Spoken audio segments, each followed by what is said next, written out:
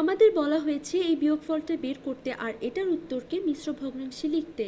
আমাদের কাছে দুটো মিশ্র ভগ্নাংশ আছে আর যোগ করার মতোই এখানে বিয়োগও দুভাবে করা যায়। দুটো সংখ্যাকে অপ্রকৃত ভগ্নাংশে নিয়ে বিয়োগ করা যায় অথবা পূর্ণ সংখ্যা আর ভগ্নাংশের অংশ আলাদা আলাদা করে বিয়োগ করা যায়। তাহলে ওভাবেই করা যাক। মনে করিয়ে দেওয়ার জন্য বলছি 5 সমস্ত 8-এর 5 আর এটা হলুদ রং দিয়ে লিখি 5 যোগ 8-এর 5 হচ্ছে একই কথা, এগুলো একদম একই। আর বিয়োগ করতে হলে বিয়োগের চিহ্নটা নীল রং দিয়ে লিখি।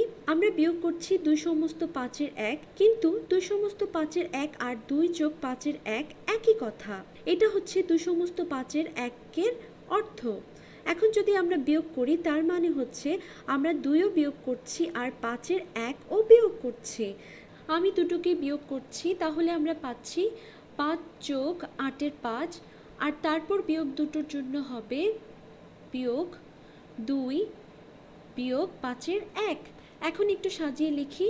আমরা বলতে পারি যে এটা আর কমলা রং দিয়ে লিখি 5 বিয়োগ 2 লেখা একই কথা, কারণ এটা হচ্ছে পূর্ণ সংখ্যার অংশটা।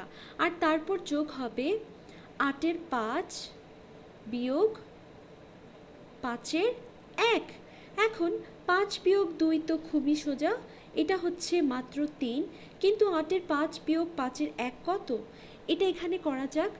তাহলে আমাদের আছে 8-এর 5 বিয়োগ 5-এর 1।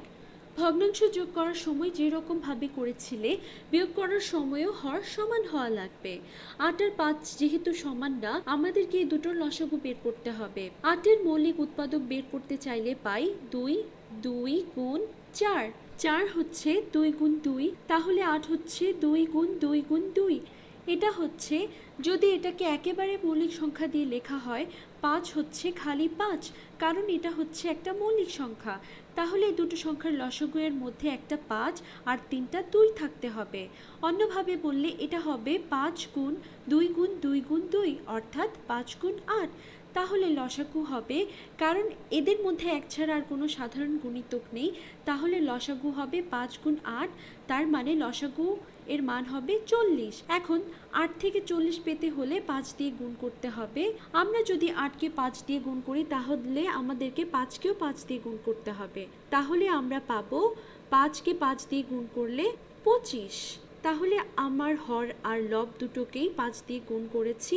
আবার 5 থেকে 40 পেতে হলে আমাদেরকে 8 দিয়ে গুণ করতে হবে, আর একই কাজ লবেও করতে হবে। তাহলে 1কে 8 দিয়ে গুণ করলে 8 পাওয়া যায়। এখন পাওয়া গেল 40-এর 25 বিয়োগ 40-এর 8, এটা সমান হবে 40 হবে হরে, তাহলে 25 বিয়োগ 8 হচ্ছে 17।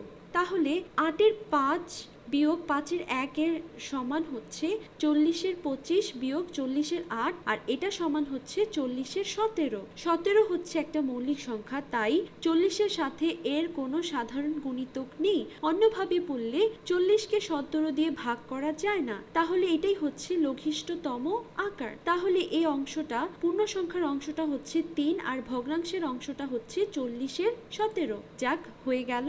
আর এটা ঠিক মতোই কাজ করেছে। আমরা এটা আলাদা করে নেওয়াতে করাটা অনেক সোজা হয়ে গেছে, কারণ এই ক্ষেত্রে এটা থেকে যেটা দিয়ে বিয়োগ করেছি সেটা ছোট। এটা যদি বড় হতো তাহলে একটু কষ্ট হতো, হয়তো আমরা একটা ঋণাত্মক সংখ্যা পেতাম আর আমাদের আরো অনেক কিছু করতে হতো। এই জন্যই অনেক ক্ষেত্রে দুটো ভগ্নাংশকেই অপ্রকৃত ভগ্নাংশে পরিবর্তন করে নেওয়াটা সহজ হবে, কিন্তু এই ক্ষেত্রে এভাবে করাতে ঠিক মতো হয়ে গেছে।